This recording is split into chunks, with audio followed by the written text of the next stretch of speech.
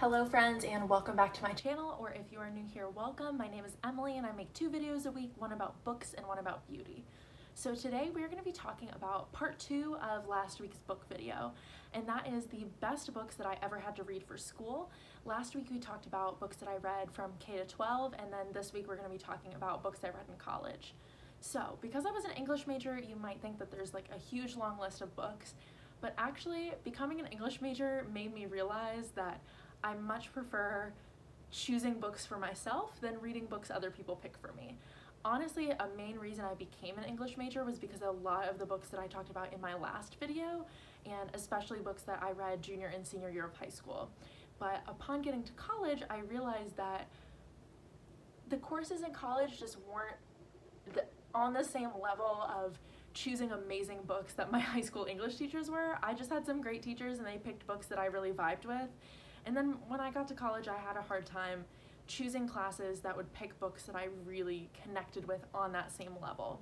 Part of that is because a lot of English faculty, specialize in British literature from like the 1800s, and that's just not my jam. I also wanted to mention that I read a lot of amazing things in college that I loved that were not books. We read a lot of essays or studies, different things published in collections or just a PDF my professor uploaded to Blackboard. So I'm not including any of those, but I did read a ton of amazing stuff, but here I'm just focusing really on mostly novels and some plays. Honey? Honey?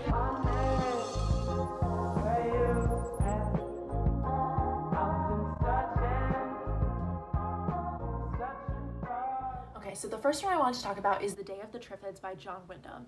So I read this book in my freshman seminar, which was called Post-Apocalyptic Fiction. And naive freshman me was like, oh, we're gonna read like the Hunger Games, it's gonna be super great.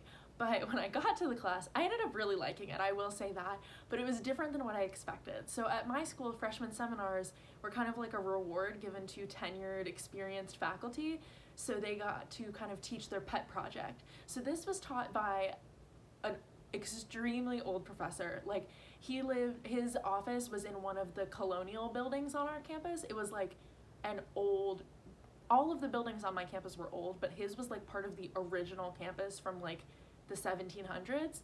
So he'd been there a long time. So he normally taught like Arthurian literature, but his post-apocalyptic class was clearly him teaching books that he liked to read growing up. So we read a lot of 1950s post-apocalyptic literature, which is really interesting because a lot of that is steeped in Cold War paranoia. And this book, The Day of the Trifids, is one of those types of books. So in this book, there is a meteor shower that is super amazing, but it ends up blinding most people. But the main character had like surgery on his eyes, so he didn't get to see the meteor shower, but he also wasn't blinded. And he runs into a woman who similarly was not blinded by the meteor shower. And it's kind of the story of them trying to like battle their way through against these crazy plants called the trifids that are almost humanoid in the way that they can attack, and definitely not like normal plants, right? So they're some kind of like alien plant. So it's a really cool action-packed novel, and we actually watched Invasion of the Body Snatchers after reading this book. So it's not the same story, but it's a similar vibe to that. So super loved it, and it was a great example of how the class was so much different than what I was expecting, but I ended up enjoying it anyway. All right, the next book is it's actually a play, and it's the one that I think most people would have read off of this list, and that is A Raisin in the Sun by Lorraine Hansberry. And I read this play for my Modern Black American Literature class. We read a lot of really awesome stuff for that class, but I really enjoyed reading this play, and I think it's because I read so many plays in high school that I really felt like very confident in being able to analyze a play and think about the themes in it and stuff. So this play is about a working class Black family in Chicago and their struggles with trying to make ends meet and with racism in America and other real life types of issues. So it was a really interesting play, and it was also one that was especially interesting to think about the setting because the vast majority of the play and the action in it takes place in this one room of this apartment where this family lives together. All right, so the next one is cheating just a little bit because I did read this in high school, but then I read it again in college, and part of what I really enjoyed about this was being able to analyze it through two different lenses, and that is A Doll's House by Henrik Ibsen. And this is another play. This one I believe is Swedish, and I read this in the class called Modern Drama, but pro tip to anybody out there who is registering for English classes in college, when they say modern in the title of an English class, they don't mean like contemporary, like current. You're not going to read plays from nowadays. This was like we were reading plays from like the 1800s. It was like modern, but not in the sense that you might think. So this play takes place in the home of a middle-class family in Sweden, I'm pretty sure. Sorry, I can't entirely remember, but it's about a woman named Nora and her family, and about how she isn't able to sign a contract to borrow money, but how she needs to help her family. She forges her father's signature. She gets blackmailed. It's like a whole mess. She's got a friend who is a widow and sees how that's empowering her. She's able to, work for her own money and kind of live on her own, unlike most women in society. So when we read it in high school, we talked a lot about the feminist angle of it and how Nora, was confined by the role prescribed to her in society, and I really enjoyed reading it from that lens. But then reading it in the course called Modern Drama, we really talked about the stage directions and the implications of the playwright's notes and stuff like that. So it was really interesting to think about both the substance of the story as a book and as a play, and imagine how it would be brought forth on stage. So next up is A Room of One's Own by Virginia Woolf, and I know in my last video I mentioned that I loved reading Mrs. Dalloway by Virginia Woolf in high school, so I took a whole author study course about Virginia Woolf in college, and I took a few of those author study courses. I also took one about Oscar Wilde and one about Emily Dickinson. I feel like you can kind of see a theme of the authors that I enjoyed studying. But it was really interesting to be able to read a whole bunch of Virginia Woolf's works and compare and contrast them and see how her writing changed throughout her career. And A Room of One's Own, you can find it published in a book, but it's like a really small book, and it really is just a long essay.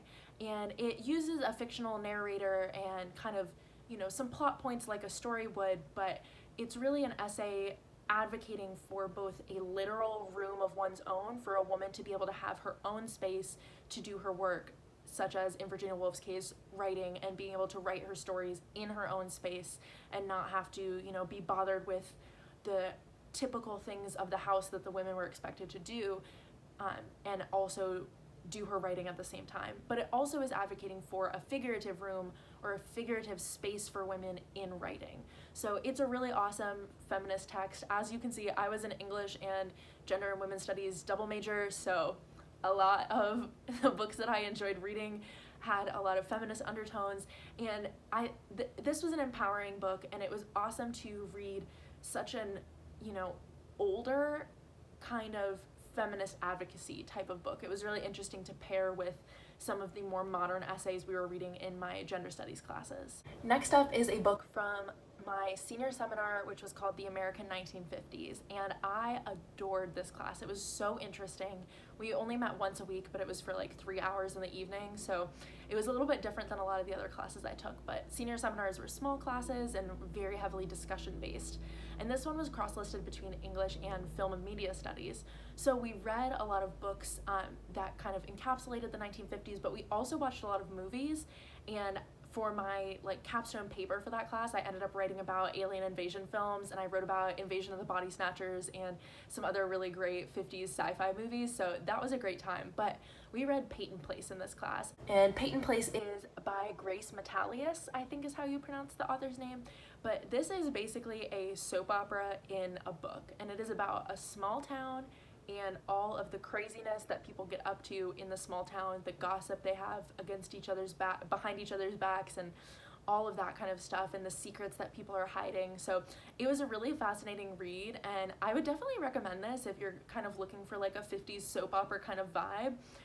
It is definitely some parts where you're like, ooh, extremely 1950s content here, some stereotypes, some rough patches, but if you're analyzing it through that lens of what does this book tell us about America in the 1950s and people's attitudes, I think it's really, really fascinating. I also wanted to talk about the children's literature class that I took my sophomore year of college, and this class, I could list every single book that was on the syllabus as a favorite book that I read in college.